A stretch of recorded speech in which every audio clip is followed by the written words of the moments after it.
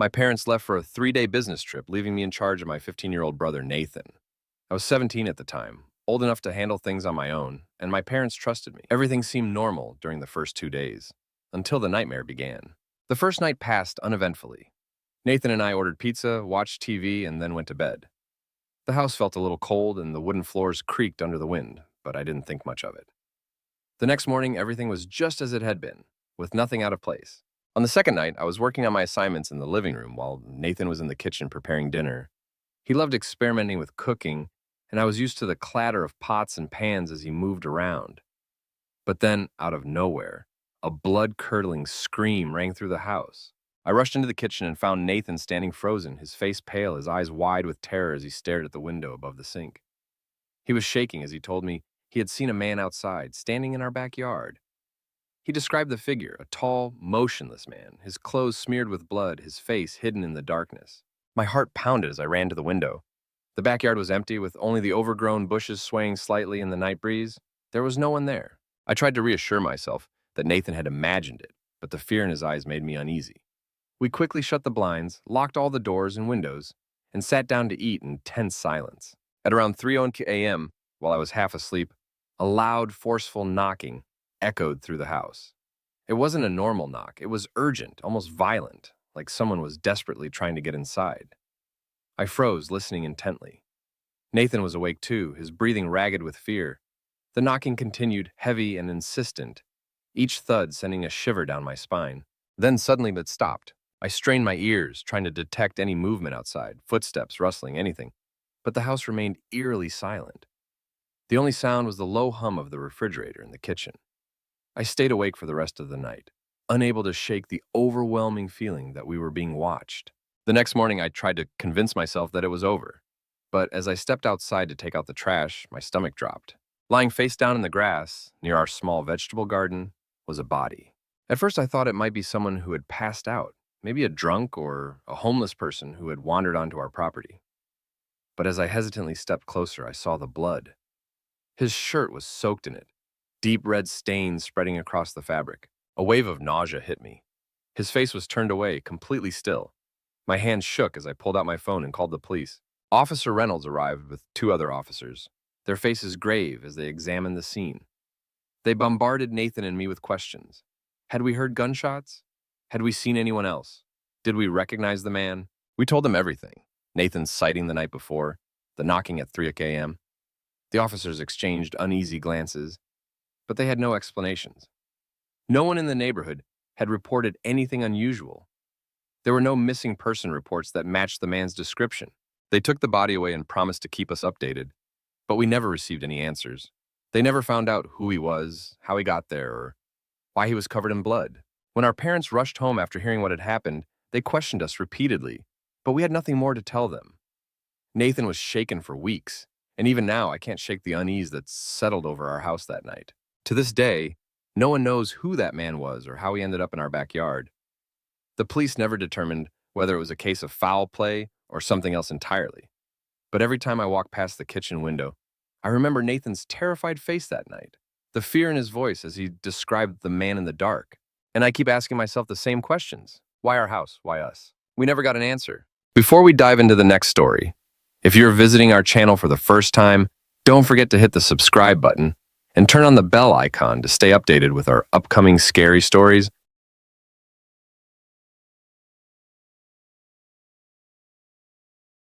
I lost my daughter in 2015. She was only 8 years old. A sudden illness took her away so quickly that I barely had time to process what was happening. Within a week, she went from being a happy, healthy child to lying motionless in a hospital bed. And then she was gone. The grief nearly destroyed me.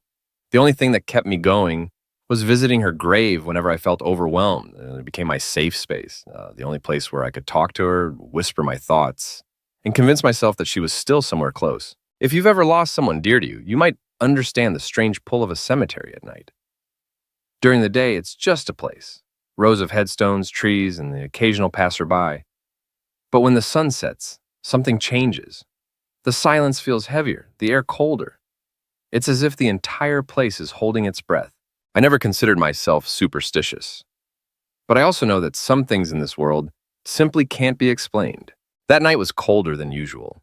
The clock read 11 p.m. when I woke up from a strange dream. My daughter was standing among the graves, looking at me, her small hand waving for me to come. A strange urgency filled my chest. I needed to go to her grave. I didn't tell anyone. A friend had once warned me never to visit cemeteries at night, but I didn't care. I just wanted to be near her. There was a small side entrance that was sometimes left unlocked. When I arrived, the streets were empty. No cars, no sounds, just an eerie stillness. The gate was unlocked. As I pushed it open, the hinges let out a slow, grating creak. I stepped inside, careful not to make a sound. Everything was the same: winding gravel paths, leafless trees, endless rows of cold, gray headstones. I walked to my daughter's grave, knelt down, and whispered her name. That was when I felt it. The air suddenly grew thick, pressing down on my chest. I inhaled deeply, trying to shake off the feeling, but then I heard footsteps. Not mine. I turned my head slowly. About 20 meters away, standing in the dim moonlight, were three figures. They were wearing long white robes, standing perfectly still. I squinted, trying to make out their faces, but they were shrouded in darkness. My heartbeat quickened. Who the hell would be here at this hour? Cemetery staff, religious practitioners, homeless people? I wasn't sure, but they weren't moving. They were just watching. I tried to convince myself it was nothing.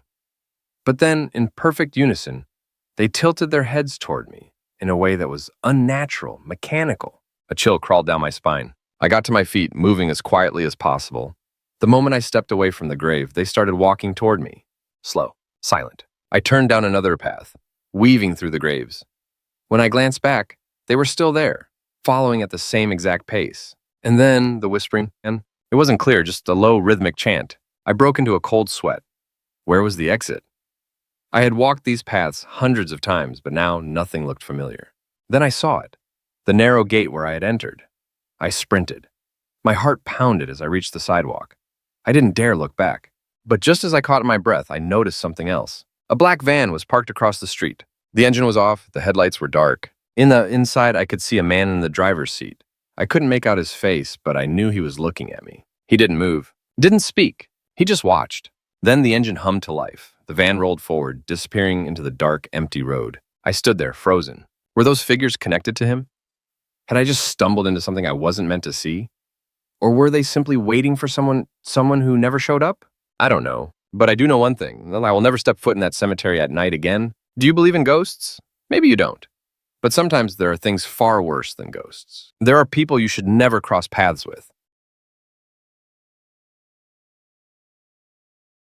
Last month, my husband Mark and I planned a quiet weekend at our family's old farmhouse, deep in the rural countryside of Kansas. Mark is a soldier stationed at Fort Riley, and we had been looking forward to a peaceful retreat away from the city noise. But at the last minute, his leave was denied. He told me I should go anyway, take our two kids, Lily, 8, and Ryan, 5, and enjoy the getaway.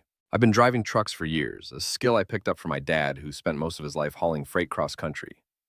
So I had no problem making the 3-hour drive from our home in Topeka to the farmhouse, near a little town called Oak Hollow. The plan was simple: pack up the kids, load our old Ford F-150, and make the trip alone. June 18th. We left around noon.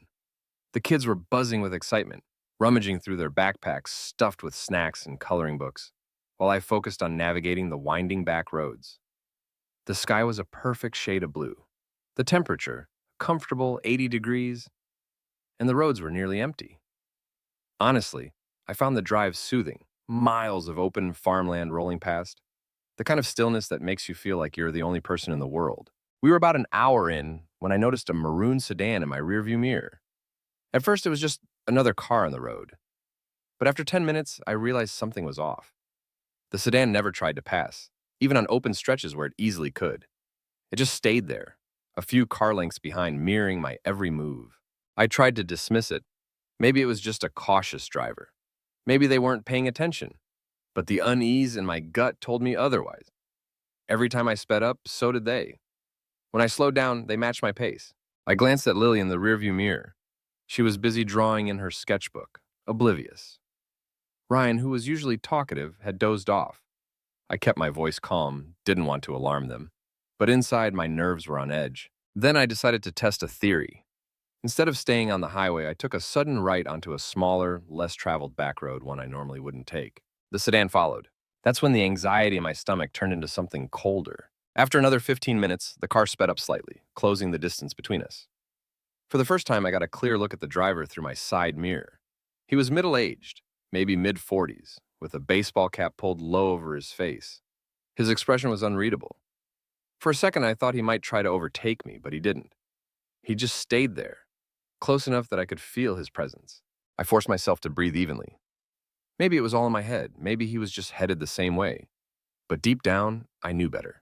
I spotted a convenience store up ahead and a small gas station with a gravel lot just off the highway. If he was really following me, this would be the test. I signaled and pulled in. The sedan kept going. I exhaled a shaky breath. Maybe I'd been paranoid.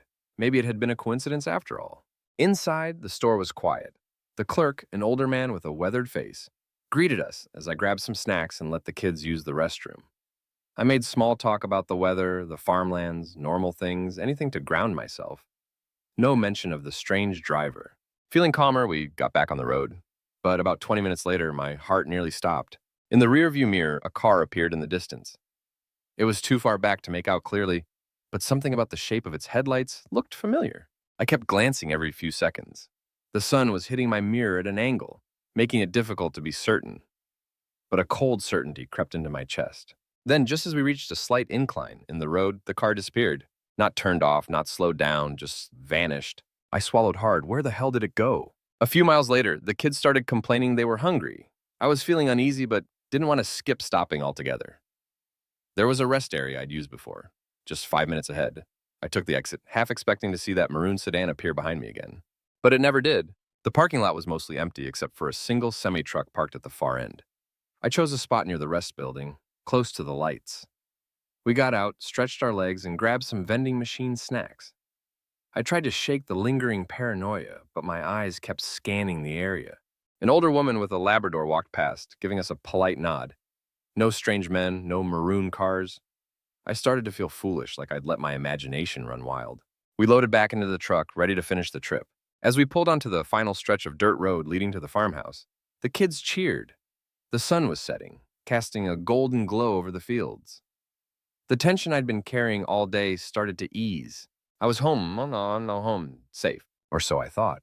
Because later that night, long after I'd tucked the kids into bed, I went to the kitchen for a glass of water. As I stood at the sink, something compelled me to look out the window. My breath caught in my throat. In the distance, just beyond the old wooden fence at the edge of our property, a maroon sedan was parked. Engine off, lights dark, watching, waiting.